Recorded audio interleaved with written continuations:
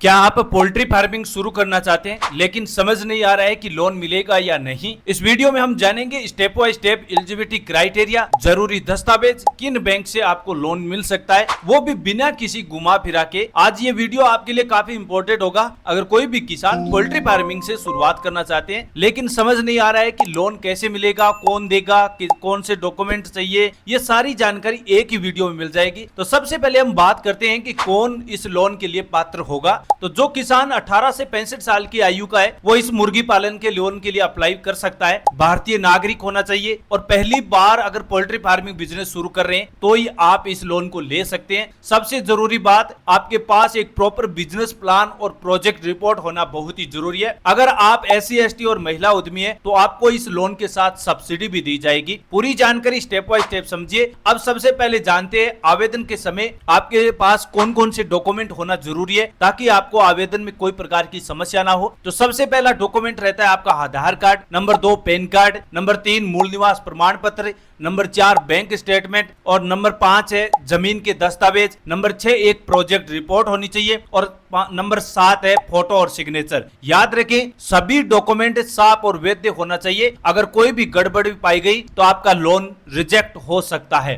अब बात करते हैं कि किस बैंक से आप ये लोन ले सकते हैं। यानी अगर किसान साथियों आपके पास सही डॉक्यूमेंट है, आप लोन लेने के लिए पात्र हैं, तो ये सारे सवाल होने के बाद अब सबसे जरूरी सवाल आता है कि कौन सी बैंक से आप लोन ले सकते हैं। तो सबसे पहली बैंक आती है स्टेट बैंक ऑफ इंडिया जिसे SBI बैंक कहा जाता है। नंबर 2 है पंजाब नेशनल बैंक जिसे PNB कहा जाता है। नंबर 3 है यूनियन बैंक। नंबर 4 है कोऑपरेटिव बैंक। नंबर 5 है रीजनल और रूरल बैंक होती है, जो ग्रामीण बैंक होती है, वहां से ले सकते हैं। नंबर 6 है नाबार्ड से जुड़ी योजनाएं। अब दोस्तों सबसे जरूरी बात ये आती है यहाँ पर कि आप जब लोन ले रहे हैं तो पहले आपको बैंक शाखा में जाकर स्कीम की पूरी डिटेल कंफर्म कर लेना है, क्योंकि लोन लेने से पहले अगर आप बैंक मैनेजर से कंफर्म कर लेंगे कि ये स्कीम आपको किस प्रकार लोन प्रोवाइड कराती है, कितना लोन देगी, सब्सिडी कैसे मिलेगी, किस प्रकार की आपके पास DPR फाइल होना चाहिए यानी प्रोजेक्ट रिपोर्ट होनी चाहिए, ये जानकारी आपको पहले ले लेनी है। उसके बाद ये अप्लाई प्रोसेस कीजिए। अब सबसे जरूरी सवाल आता है कि अगर आप सब्सिडी चाहते हैं तो किस प्रकार सब्सिडी मिलेगी। दोस्तों सब्सिडी का फायदा केवल नाबार्ड की स्कीम से ही दिया जाता है, ये बात आपको विशेष तौर पर ध्यान रखनी है। अगर कोई किसान सब्सिडी का लाभ लेना चाहते हैं तो आपको नाबार्ड सब्सिडी स्कीम का ही फायदा लेना होगा। यहाँ पर आपको 25% से 33% की सब्सिडी दी जाती है, लेकिन अगर SC ST और महिला के नाम पर अप्लाई किया जाता है तो फिर आपकी सब्सिडी 33% से 50% हो जाती है। अब कुछ राज्यों में सब्सिडी का रूल अलग अलग भी है, यानी कुछ राज्यों में 25% दी जाती है, कुछ राज्यों में 50 मिलती है, कुछ राज्यों में 35 मिलती है।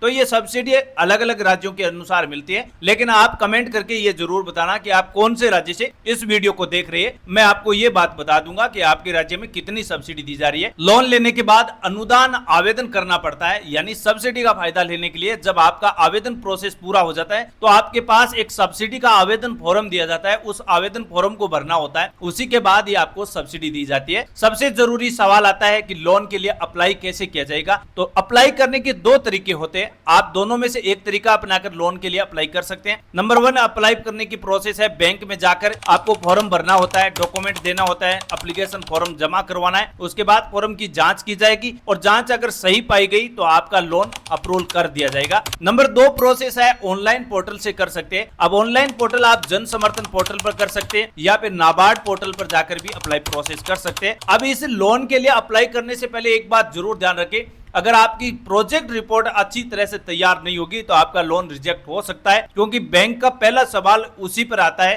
क्योंकि आपके पास सबसे पहले प्रोजेक्ट रिपोर्ट अगर सही नहीं हुई तो फिर आपका लोन रिजेक्ट हो जाएगा।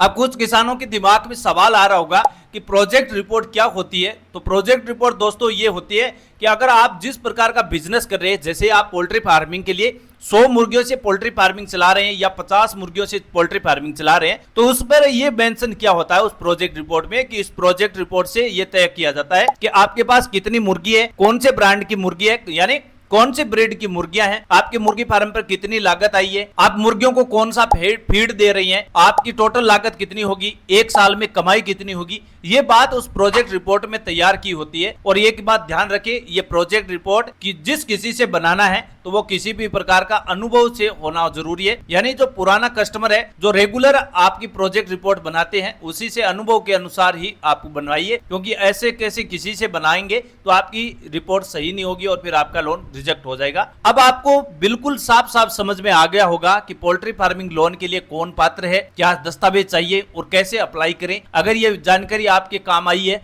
तो वीडियो को लाइक करें, सब्सक्राइब करना बिल्कुल ना भूलें, क्योंकि हम लाएंगे आपके लिए पोल्ट्री फार्मिंग सब्सिडी की पूरी डिटेल के साथ एक नया वीडियो। तब तक के लिए दोस्तों, जय हिंद, जय भारत।